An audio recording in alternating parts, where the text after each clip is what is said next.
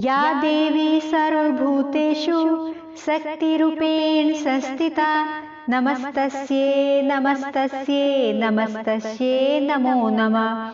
माई सचिया जोता वाली माता तेरी सदा ही जय। जय माता दी सभी भक्तजनों को। आज हम दुर्गा सप्तशती का 12वां और 13वां अध्याय सुनेंगे।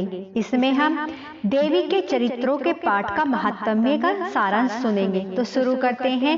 बोलो जय माता दी। देवी बोली, हे देवताओं, जो पुरुष इन स्तोत्रों को एकाग्रचित होकर मेरी स्तुति करेगा उसके संपूर्ण कष्टों को निसंदेह हर लूंगी। मधुकेटव के नाश, महिषासुर के वध और शुंभ तथा निशुंभ के वध की जो मनुष्य कथा कहेंगे, मेरे महात्म्य को अष्टमी, चतुर्दशी व नवमी के दिन एकाग्रचित से भक्ति पूर्वक सुनेंगे, उनको कभी कोई पाप न रहेगा। पाप से उत्पन्न हुई विपत्ति भी उनको न सताएगी। उनके घर न दरिद्रता होगी और न उनको प्रियजनों का बिछोह होगा। उनको किसी प्रकार का भय न होगा। इसलिए प्रत्येक मनुष्य को भक्ति पूर्वक मेरे इस कल्याण कारक महात्म्य को सदा पढ़ना और सुनना चाहिए। मेरा यह महात्म्य महामारी से उत्पन्न हुए संपूर्ण उपद्रवों को, 3 प्रकार के उत्पातों को शांत कर देता है। जिस घर व मंदिर में या जिस स्थान पर मेरा यह स्तोत्र विधि पूर्वक पढ़ा जाता है, उस स्थान का मैं कभी त्याग नहीं करती और वहां सदा ही मेरा निवास रहता है। बलिदान, पूजा, होम तथा महोत्सव में मेरा यह चरित्र उच्चारण करना तथा सुनना चाहिए। ऐसा हवन या पूजन मनुष्य जानकर या बिना जाने करे उसे तुरंत ग्रहण कर लेती हूँ। और शरद काल में प्रत्येक वर्ष जो महापूजा की जाती है, उनमें मनुष्य भक्ति पूर्वक मेरा यह महात्म्य सुनकर सब विपत्तियों से छूट जाता है और धन, धान्य तथा पुत्र आदि से संपन्न हो जाता है। और मेरे इस महात्म्य व कथाओं इत्यादि को सुनकर मनुष्य निर्भय हो जाता है और महात्म्य के श्रवण करने वालों के शत्रु नष्ट हो जाते हैं तथा कल्याण की प्राप्ति होती है और उनका कुल आनंदित हो जाता है। सब कष्ट शांत हो जाते हैं तथा भयंकर स्वप्न दिखाई देना तथा घरेलू दुख इत्यादि सब मिट जाते हैं। बाल गृहों में ग्रसित बालकों के लिए यह मेरा महात्म्य परम शांति देने वाला है। मनुष्यों में फूट पड़ने पर यह भली भांति मित्रता करवाने वाला है। मेरा यह महात्म्य मनुष्यों को मेरी जैसी सामर्थ्य की प्राप्ति करवाने वाला है। पशु, पुष्प, अर्घ्य, धूप, गंध, दीपक इत्यादि सामग्रियों द्वारा पूजन करने से, ब्राह्मण को भोजन करा के, हवन करके, प्रतिदिन अभिषेक करके, नाना प्रकार के भोगों को अर्पण करके और प्रत्येक वर्ष दान इत्यादि करके जो मेरी आराधना की जाती है, मैं उससे जितनी प्रसन्न होती हूँ वैसी ही प्रसन्न मैं इस चरित्र के सुनने से हो जाती हूँ। यह महात्म्य श्रवण करने पर पापों को हर लेता है तथा आरोग्य प्रदान करता है। मेरे प्रादुर्भाव का कीर्तन दुष्ट प्राणियों से रक्षा करने वाला है, युद्ध में दुष्ट दैत्यों का संहार करने वाला है। इसके सुनने से मनुष्य को शत्रुओं का भय नहीं रहता। हे देवताओं, तुमने जो मेरी स्तुति की है अथवा ब्रह्मा जी ने जो मेरी स्तुति की है, वह मनुष्यों को कल्याणमयी बुद्धि प्रदान करने वाली है। मेरे प्रभाव से सिंह, चोर या शत्रु इत्यादि दूर भाग जाते हैं और पास नहीं आते। महर्षि ने कहा, प्रचंड पराक्रम वाली भगवती चंडी का यो कहने के पश्चात सब देवताओं के देखते ही देखते अंतर्ध्यान हो गई और संपूर्ण देवता अपने शत्रुओं के मारे जाने पर पहले की तरह यज्ञ भाग का उपभोग करने लगे और उनको अपने अधिकार प्राप्त हो गए।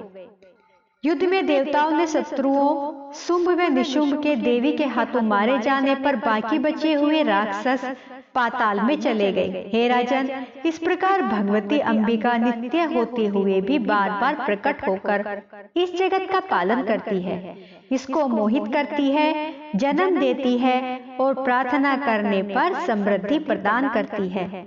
हे राजन, भगवती ही महाप्रलय के समय महामारी का रूप धारण करती है और वही संपूर्ण ब्रह्मांड को में व्याप्त है। वही भगवती समय समय पर महाकाली तथा महामारी का रूप बनाती है और स्वयं अजन्मा होते हुए भी सृष्टि के रूप में प्रकट होती है। वह सनातनी देवी प्राणियों का पालन करती है और वही मनुष्य के अभ्युदय के समय घर में लक्ष्मी का रूप बनाकर स्थित हो जाती है तथा अभाव के समय दरिद्रता बनकर विनाश का कारण बन जाती है। पुष्प, धूप और गंध आदि से पूजन करके उसकी स्तुति करने से वह धन एवं पुत्र देती है और धर्म में शुभ बुद्धि प्रदान करती है। तो बोलो जय माता दी। हमारा 12वां अध्याय यहीं पर समाप्त होता है।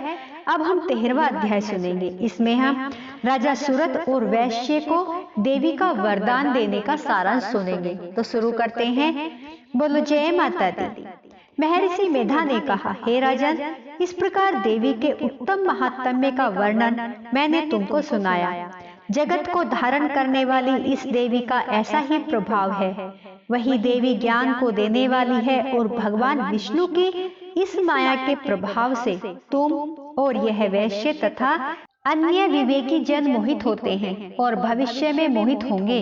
हे राजन, तुम इस परमेश्वरी की शरण में जाओ। यही भगवती आराधना करने पर मनुष्य को भोग, स्वर्ग तथा मोक्ष प्रदान करती है।